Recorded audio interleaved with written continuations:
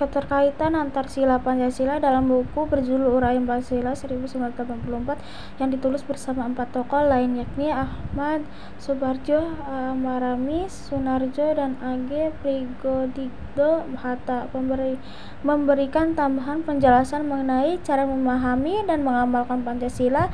Menurut Hatta, karena Pancasila adalah 5 asas atau prinsip yang merupakan dasar dan ideologi negara, pemaknaan dan penerapannya tidak bisa dipisah-pisah. Sebagai sila pertama, ketuhanan Yang Maha Esa hadir menjadi sila yang memimpin atau menjiwai seluruh sila-sila lainnya. B. Makna sila dalam Pancasila. Masing-masing sila Pancasila memiliki makna yang dapat dijiwai dan menjadi pedoman hidup di sekolah, masyarakat, berbangsa, dan bernegara. 1. Tuhan Yang Maha Esa. Ketuhanan berasal dari kata Tuhan, sedangkan Yang Maha Esa artinya Yang Maha Esa, tidak ada sekutu baginya. Yang Esa dalam hakikatnya, sifatnya maupun perbuatannya. Negara Indonesia didirikan atas landasan moral luhur, yaitu berdasarkan ketuhanan Yang Maha Esa. Sebagai konsekuensinya, negara menjamin warga negara dan mendukung penduduknya untuk memeluk dan beribadah sesuai dengan agama dan kepercayaannya, sebagai tertuang dalam pasal 29 Undang-Undang Dasar 1945. 1. Negara berdasarkan atas ketuhanan Yang Maha Esa, dan 2. Negara menjamin kemerdekaan tiap-tiap penduduk untuk memeluk agamanya masing-masing dan beribadah menurut agama dan kepercayaannya itu. 2. Kemanusiaan yang adil dan beradab. Kemanusiaan berasal dari kata manusia, yakni makhluk ciptaan Tuhan Yang Maha Esa yang memiliki potensi pikir, rasa, karsa, dan cipta. Adapun kata adil mengandung makna bahwa suatu keputusan dan tindakan didasarkan pada ukuran norma yang objektif dan tidak subjektif sehingga tidak sewenang-wenang. Sementara itu, kata beradab berasal dari kata adab, artinya budaya. Jadi adab mengandung arti berbudaya, yaitu sikap hidup, keputusan, dan tindakan yang terlalu dilandas oleh nilai-nilai budaya, terutama norma sosial dan kesusilaan norma. 3. Persatuan Indonesia. Persatuan berasal dari kata satu yang beratuh, tidak berpecah-pecah. Persatuan mengandung pengertian bersatunya macam-macam corak yang beraneka ragam menjadi satu kebulatan. Sila Persatuan Indonesia menghendaki agar seluruh bangsa Indonesia dapat selalu mengembangkan persatuan di tengah aneka perbedaan yang ada. Selain untuk menciptakan kerukunan hidup di tengah masyarakat, persatuan juga menjadi hal utama yang perlu diwujudkan dalam keseharian demi cita-cita atau tujuan bersama bangsa Indonesia, yaitu kehidupan yang adil dan makmur. Cita-cita keadilan dan kemakmuran ini mustahil terwujud jika bangsa Indonesia hidup secara bercerai-berai. 4. Kerakyatan yang dipimpin oleh hikmat kebijaksanaan dalam musyawaratan perwakilan. Sila keempat adalah kerakyatan yang dipimpin oleh hikmat kebijaksanaan dalam musyawaratan perwakilan.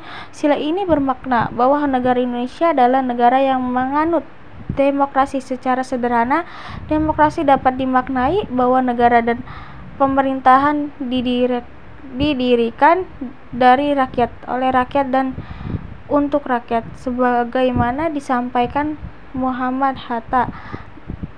Demokrasi yang dianut oleh bangsa Indonesia dalam demokrasi yang berjalan di atas kebenaran, keadilan, kebaikan, kejujuran, kesucian, dan keindahan. Oleh karena itu, demokrasi yang dibangun di Indonesia hendaknya didasari oleh Pancasila. 5. Keadilan sosial bagi seluruh rakyat Indonesia.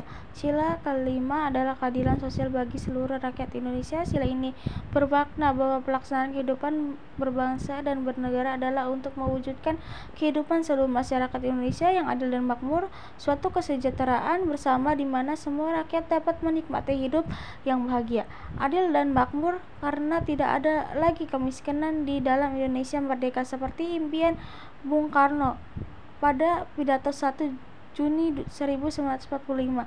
Dan itu sila kelima sebenarnya menjadi dasar sekaligus cerita yang hendak diwujudkan oleh negara ataupun kita semua sebagai bangsa Indonesia, seperti yang dapat kalian baca dalam pembukaan Undang-Undang Dasar NKRI 1945 alinea keempat. Selain menjadi bagian dari dasar negara, keadilan sosial juga merupakan tujuan yang harus dilaksanakan oleh seluruh elemen negara dan bangsa Indonesia. C. Pancasila dalam tindakan. Bagi kalian penggemar sepak bola tentu sudah akrab dengan penggalang lagu ini, Garuda di dadaku, Garuda kebanggaanku, ku yakin hari ini pasti menang. Lagu berjudul Garuda di Dadaku yang dipopulerkan oleh grup band netral itu selalu berkumandang saat tim nasional Indonesia bertanding melawan timnas negara lain. Lagu ini memang sangat populer, seolah menjadi nyanyian wajib bagi para pendukung timnas Indonesia.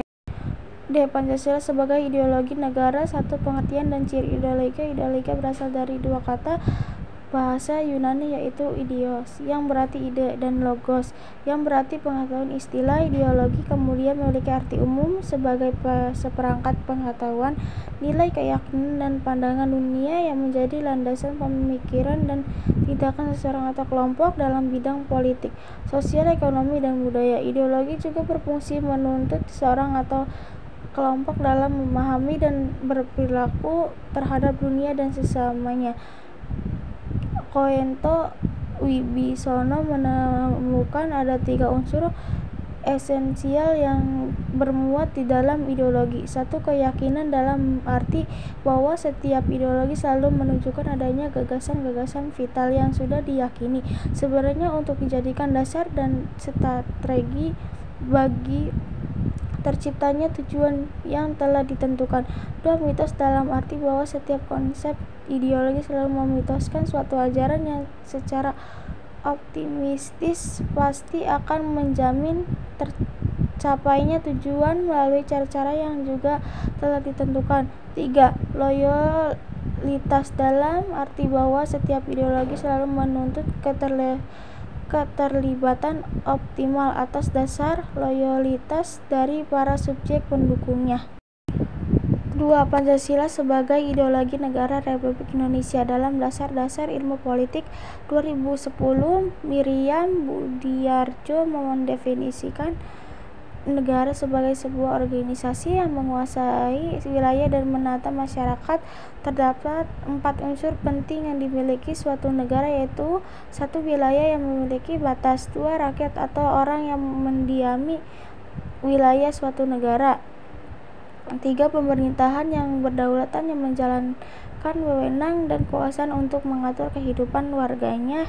Dan 4. Kemampuan untuk berhubungan dengan negara berdaulat lainnya dengan keluasan wilayah dan kebesaran penduduk yang terdiri dari berbagai macam etnis, suku, budaya, bangsa, agama, dan kepercayaan. Indonesia niscaya memerlukan sebuah ideologi untuk menjaga berlangsungan keberadaan dan mencapai tujuannya. Tujuan didirinya negara Republik Indonesia dalam mewujudkan masyarakat yang adil dan makmur. Dalam hal ini Pancasila berkedudukan sebagai ideologi negara Republik Indonesia karena Pancasila merupakan kepribadian bangsa Indonesia. Pancasila sebenarnya bukanlah hal yang asing bagi masyarakat Indonesia itu sendiri. Nilai ketuhanan, kemanusiaan, persatuan, musyawarah, mufakat, dan keadilan sosial tercermin dalam berbagai. 3. Pancasila sebagai meja statis dan lestar dinamis.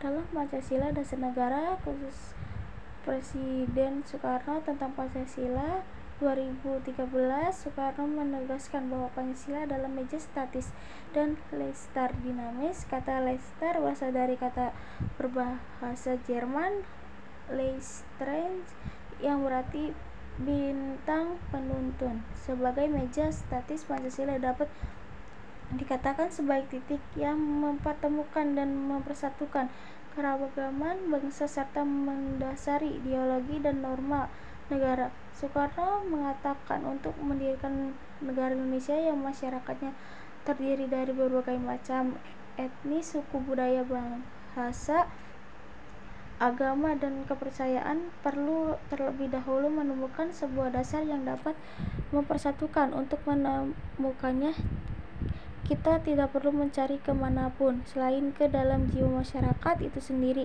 yang sudah ada di sana dan merupakan jati diri yang tidak akan pernah berubah.